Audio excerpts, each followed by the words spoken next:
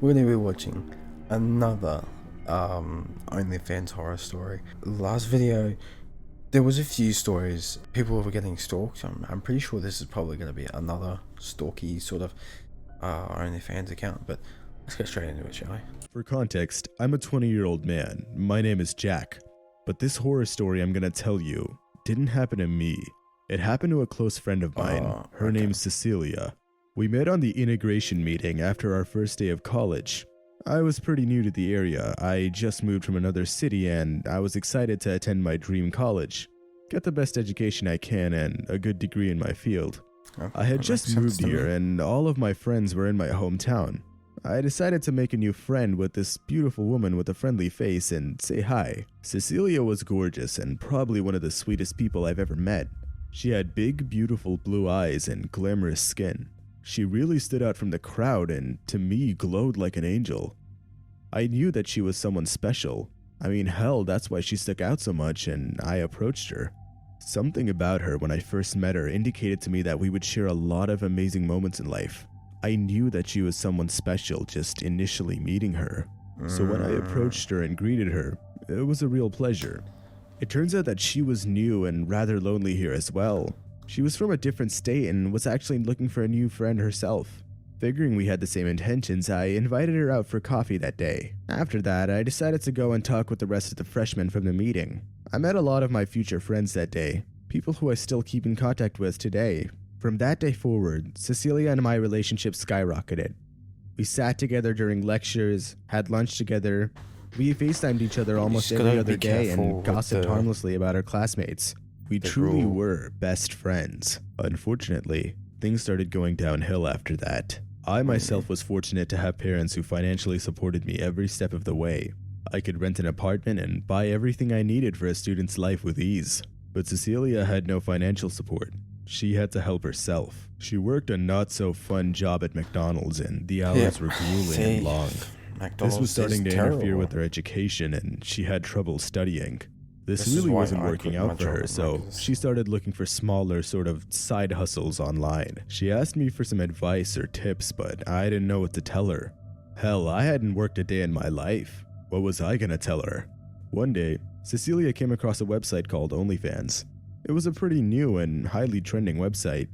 I didn't know much about the website, aside from the fact that it was known for adult content and pretty much every other Twitch streamer or Instagram girl had one in their bio. One day, she explained to me the nature of the website over FaceTime. She explained to me that she could make hundreds or even thousands of dollars just posing half-naked online. Men were thirsty enough to just drop money on this stuff. She said she could finally be financially independent without even having to do any work. She didn't even have to show more intimate parts of her body and could make hundreds off fetishists who just want to see her hands or feet. She was blown away by the easy money and was eager to start an OnlyFans account. From that day, I warned her that it was a bad idea. It sounded like a dream side job at first and sounded like really good, easy money, but something was too good to be true. I told her that the whole idea of showing her face and body to a bunch of weirdos and creeps online could only be dangerous. You never know what their real intentions are behind a screen. She didn't seem to pay any mind to my concerns. She thought it was her easy way out of this problem. She truly didn't mind showing her body online if there was a monetary reward. I couldn't believe it. She really was this desperate. We got into a small argument, but I backed out. I realized I couldn't change her mind and let it be. She signed up for an account and started posting photos shortly after that. After a while, she told me that it was the best decision in her life. She told me she made triple the amount she made at McDonald's and barely had to put in any effort. She could actually focus on school and had spare time now. After she told me that a few men paid her thousands of dollars for some fully naked photos, I was very uncomfortable. I explained to her once again that this whole thing will backfire when some psychopath meets her, but she ignored my advice as usual. It bothered me. I personally felt that your body should be reserved for the one you love, the one who cares about you, the one who's there for you. But in the end of the day, it was her body and her life. None of my business. For the next few weeks, everything seemed to be going back to normal. But one day, something horrible happened. Normally, we would meet each other in the morning before classes, but she didn't show up. That's weird. I checked my phone and she didn't let me know. This was even weirder. Normally she'd text me. I was surprised, but didn't think much of it. I decided to go on with the rest of my day. The day went by and I still didn't see her. She didn't join me at lunch or sit next to me during class. When I checked my phone that night, I noticed that she hadn't even been online since yesterday. 2 days went by and I started to get phone calls from her family and close friends. They wanted to know where she could possibly be.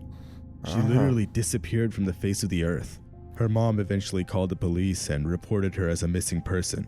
That's and the not search good. begun.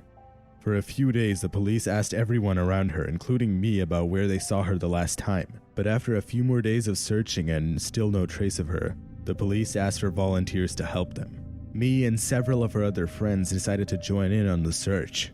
Armed with flashlights, we all checked through the local forest. It was exhausting. We searched up and down and still didn't find a single trace of her or her body. How did she just disappear? At this point, her parents were devastated. They were already crying. They knew that after this much time of someone being missing, the chances of survival were really, really low. The police finally got a warrant to search through her apartment. But when they looked through there, they saw no traces of any violence or that anything could have happened. Nothing was touched. They expected a fight scene or some broken plates or a messed up bed. But this didn't add up. If she was abducted, there would be some traces or some sign. But no, the detectives found the apartment clean. The only lead they could find was an open OnlyFans page with her photos on it. They assumed that this was the doing of one of her followers maybe. The police looked through her laptop thoroughly, but they still found nothing. Her messages and her subscribers revealed no information. Even their best investigator had no clue where she was. Damn. There was no trace of her or whether she was even alive. There were no suspects and no witnesses. How do you just vanish like that? For about another month. They did everything they could. They hung flyers, posted her on social media. Still, she wasn't found. The police eventually closed the case. Her family and friends were devastated. I considered myself lucky and let out a sigh of relief. My plan succeeded, and I was happy about that. It was a great idea. I left her body in the basement of an abandoned farmhouse about 100 miles from the city.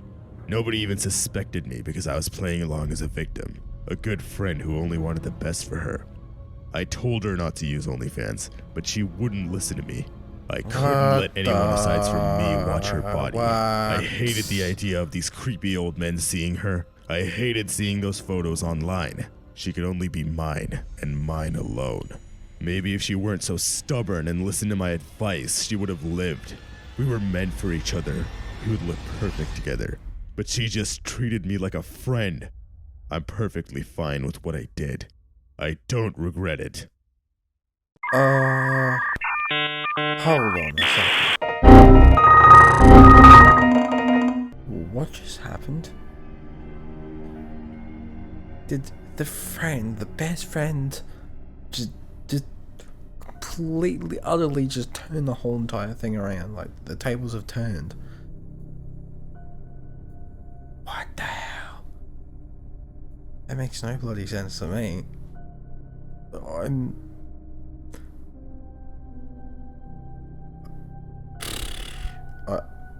don't know. How do you do something like that? I really don't know. Oh boy. Well, I don't know what to say about that one, really. I really don't know if, like, I'm not gonna say anything. I'm just gonna let you guys be, really. I hope you guys enjoy this video, and I'll see you guys later. Bye bye.